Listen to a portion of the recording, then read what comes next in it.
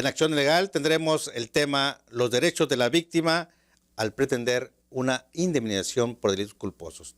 Tendremos en el estudio al doctor Genaro Bermejo Acosta. Él es profesor investigador de la Facultad de Derecho y Criminología de nuestra máxima casa de estudios y un prominente litigante. Esto es Acción Legal.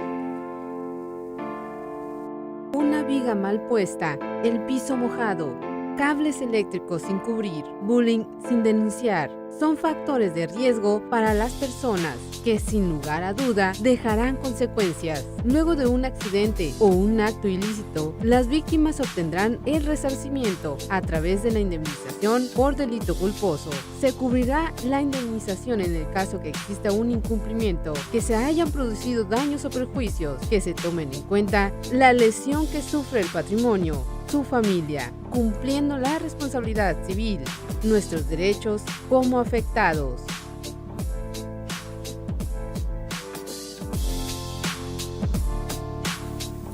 Como cada semana, esto es Acción Legal, un programa de análisis y diálogo. El tema de hoy, los derechos de la víctima al pretender una indemnización por delitos culposos.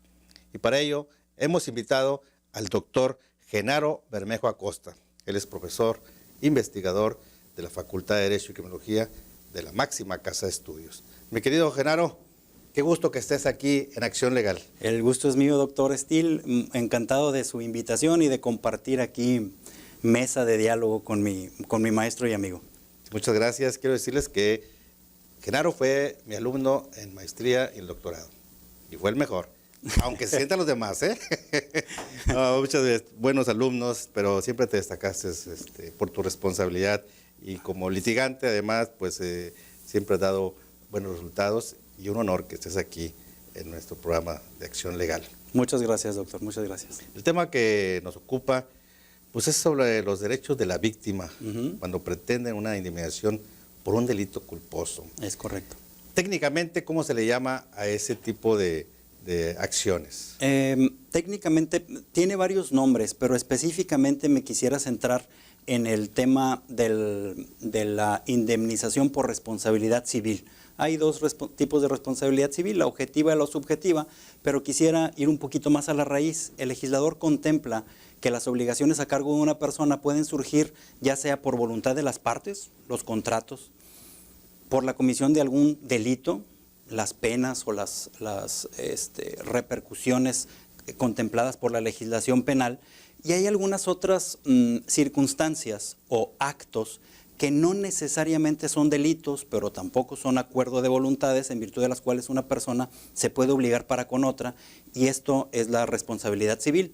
Poniendo como ejemplo, si alguien entra a mi casa y mi casa tiene alguna viga mal puesta o en algún centro comercial está mojado el piso e imprudentemente no se ponen avisos y una persona resbala, se lesiona y sufre algún menoscabo, ya sea físico en su salud y o patrimonial, la ley contempla que aunque esto no es propiamente una conducta que encuadre dentro de un delito, sí surge por esta circunstancia la obligación de indemnizar a la víctima y de indemnizar al afectado. La ley ha estado cambiando, ¿no?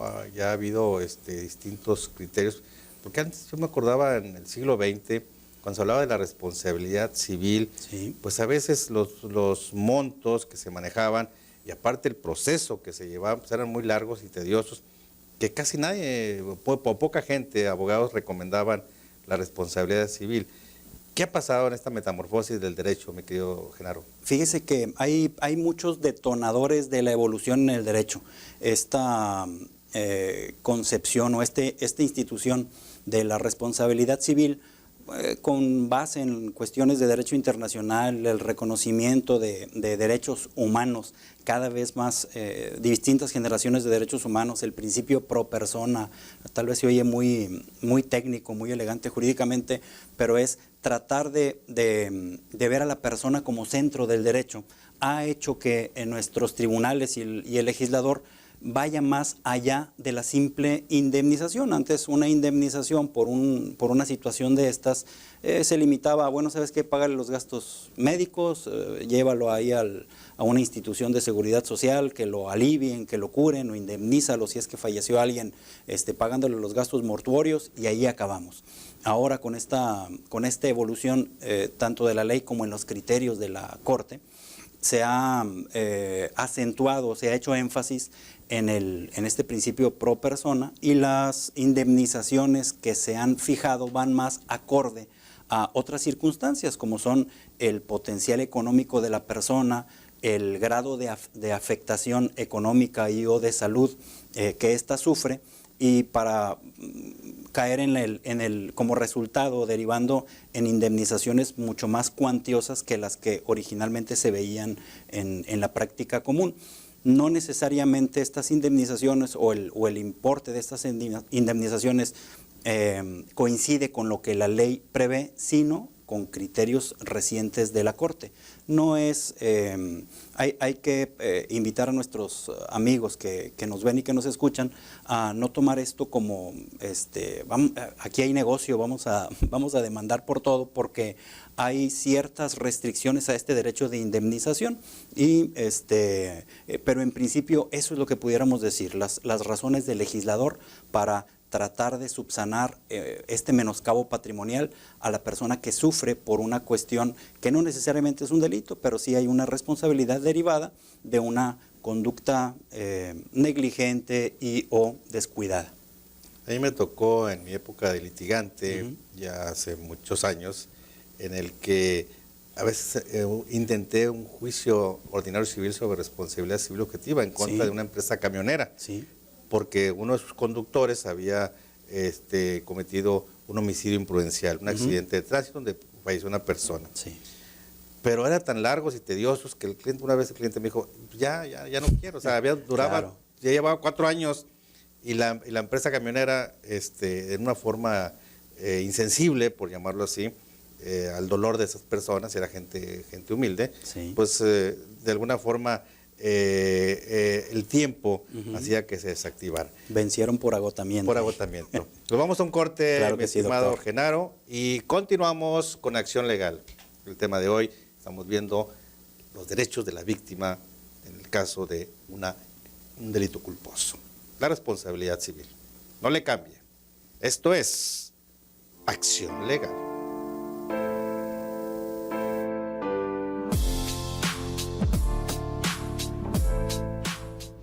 Más adelante en Acción Legal. Responsabilidad del plantel educativo y de la maestra, que estaban enterados y que nunca hicieron.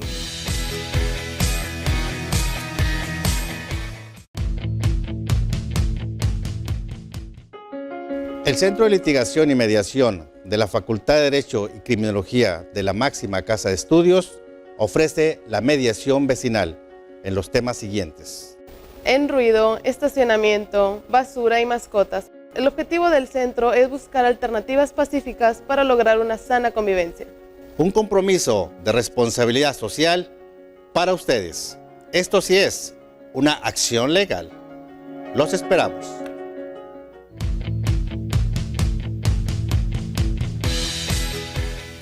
Continuamos con Acción Legal. Tenemos en el estudio al doctor Genaro Bermejo Acosta. Ahorita que hablamos de los requisitos, mi estimado Genaro, para presentar una demanda, alguien que del auditorio que nos esté viendo y escuchando en este momento y que esté en esa situación, que haya sido víctima de alguna cuestión de un delito o de una acción civil, ¿cuáles son los requisitos que se tiene que hacer para una demanda? Claro, en principio la persona que pretende una indemnización de esta naturaleza tendrá que justificar, demostrarle al juez que los daños sufridos por esta y o por sus familias o personas que dependen de ellas derivan o hay un vínculo causal, dicen técnicamente los tratadistas de este tema, pero tienen que justificar que existe una liga entre el daño sufrido y la conducta descuidada o negligente de a la persona a la que se atribuye responsabilidad. Por ejemplo, en un parque de diversiones hay unos cables eléctricos sin aislante o hecho de manera descuidada o improvisada, y una persona va y se electrocuta ahí, ojalá que nunca pasara esto, pero sucede, bueno, la persona que reclama la indemnización por estos daños tendrá que justificar, y aquí en este ejemplo es evidente, el nexo causal, la liga que existe entre los daños sufridos y la negligencia o descuido de la persona que lo provocó, del responsable. Habrá otros casos en los que este vínculo sea mucho más sutil, más difícil de determinar, pero esto es en principio lo que debe la persona que pretende una indemnización de este tipo estar considerando, analizar, obviamente con la ayuda de algún asesor.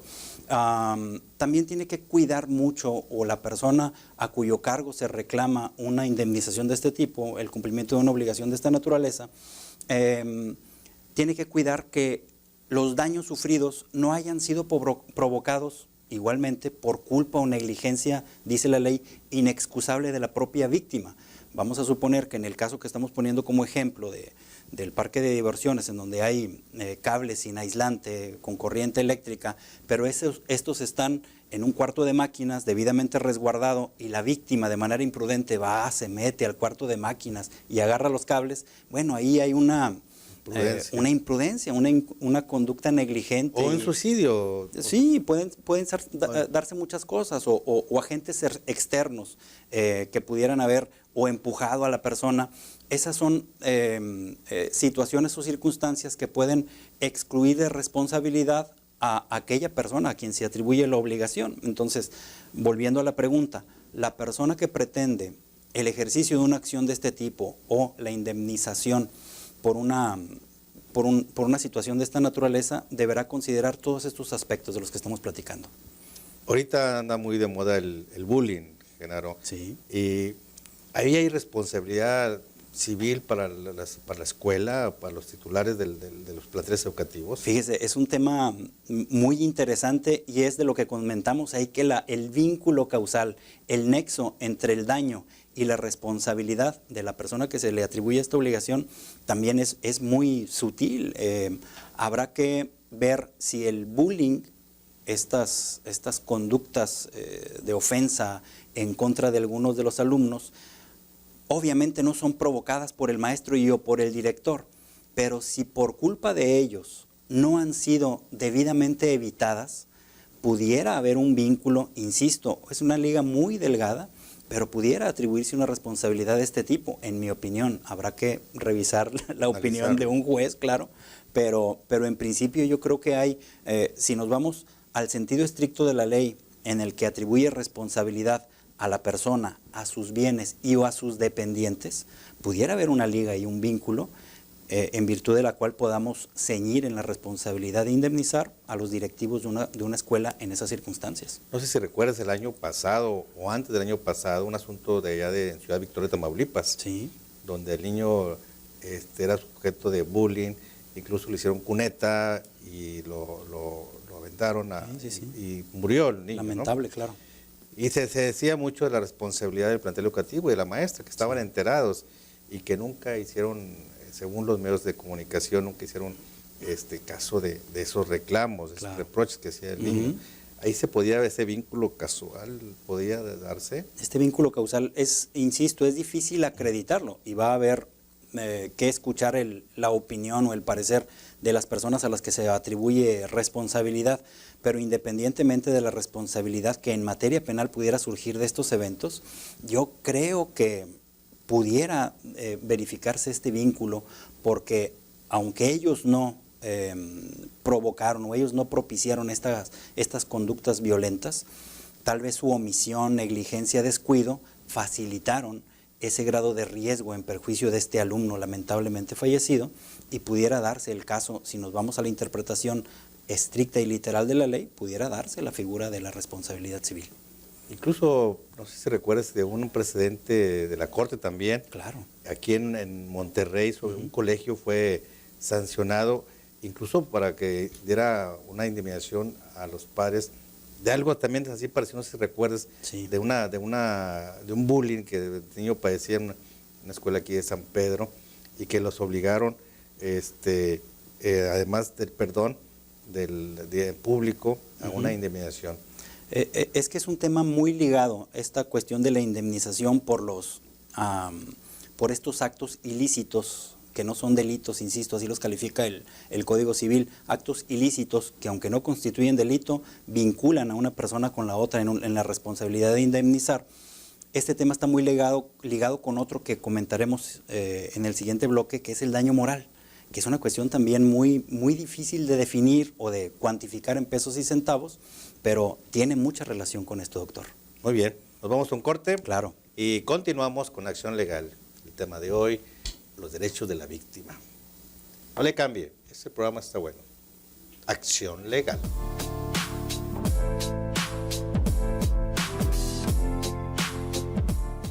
Más adelante en Acción Legal. ¿Cuánto dinero iba a producir en su vida? Sino más bien, ¿cuáles son las necesidades de él o de sus dependientes económicos?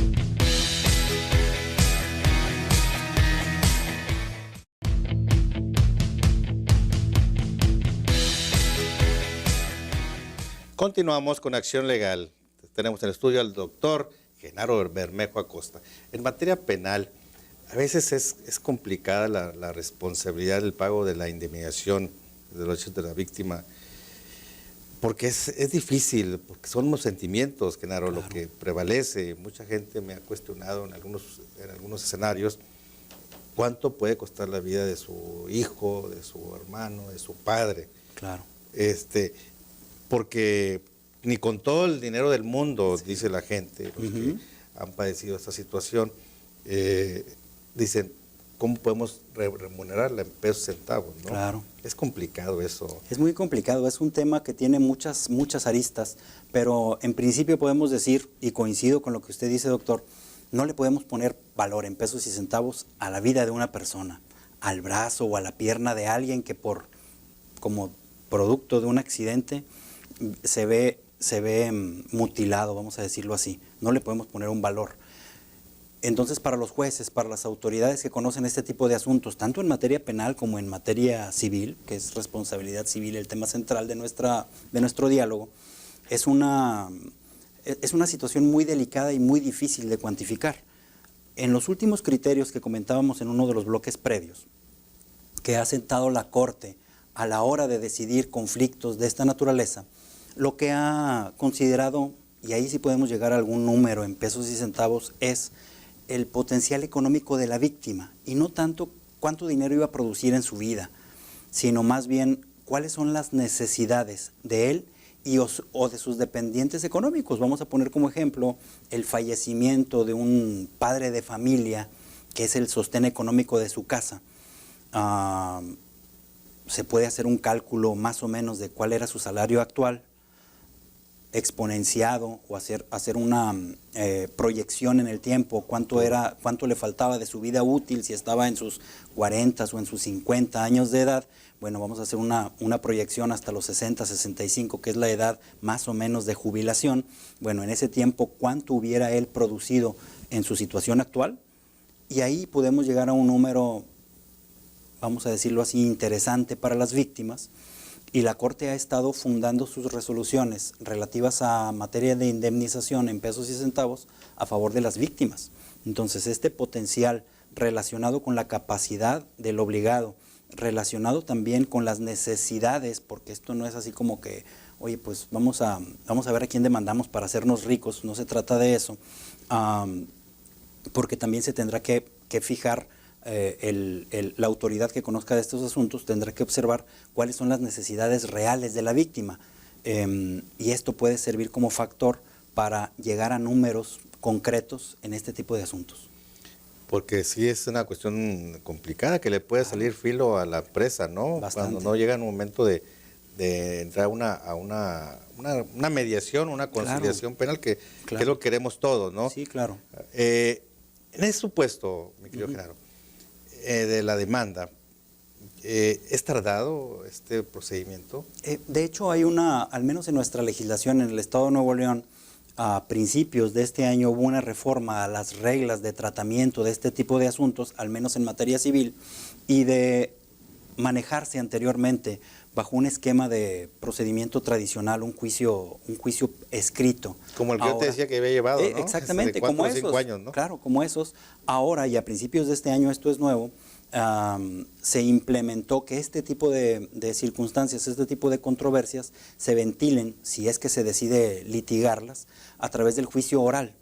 Como sabemos y se ha platicado en otras emisiones de este programa, este juicio oral tiene dentro de sus muchas ventajas y o bondades el que el juez en un solo momento se entera de cuáles son las pretensiones de las partes, oye a las mismas de viva voz, analiza las pruebas, las califica. Entonces, los tiempos se pueden reducir enormemente si nos vamos así a los términos establecidos por la ley. Pero como sabemos también, la ley prevé recursos ordinarios, extraordinarios, dicen algunos autores.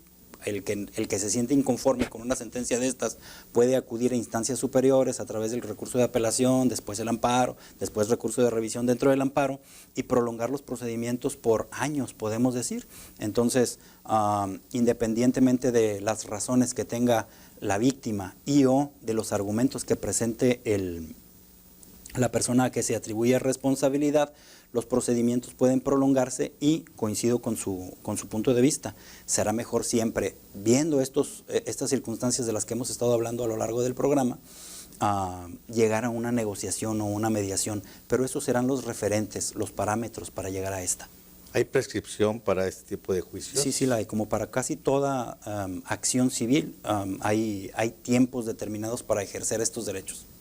Una vez que, ¿en qué momento sería lo más conveniente? En el caso de un homicidio imprudencial o de lesiones, después de que se dicte la sentencia por parte del juzgador penal, ¿es posterior la acción civil o puede ser simultánea? Puede ser simultánea, sí, puede ser simultánea. La indemnización que el legislador en materia penal prevé a favor de la víctima, la pueden hacer también válida a través de la vía civil, la indemnización pura como tal. Tal vez lo que va a pasar es que el juez civil le diga, oye, estás pretendiendo un doble cobro porque en la vía penal ya reclamaste esto mismo, en la vía civil no puedes venir a repetir la misma indemnización. Por ejemplo, gastos médicos, gastos mortuorios, pues no podemos pagar doble eso. Pero sí las indemnizaciones que prevé la legislación civil, como hemos hablado, las derivadas del daño moral, pueden ser exigidas de manera simultánea al trámite del proceso penal. Pero definitivamente que es más rápido que el sistema tradicional, ¿no? Claro. Ahora con este nuevo sistema de juicio oral. Juicio oral en materia civil, sí, se agiliza mucho y el juez, insisto, una de las bondades es que el juez está sensible y de primera mano con los argumentos de ambas partes. Ahorita comentabas en el primer bloque sobre la cuestión de las tiendas de autoservicio, ¿no? Sí. Que a veces hay mucho descuido, o dejan aceite tirado, claro. o vidrios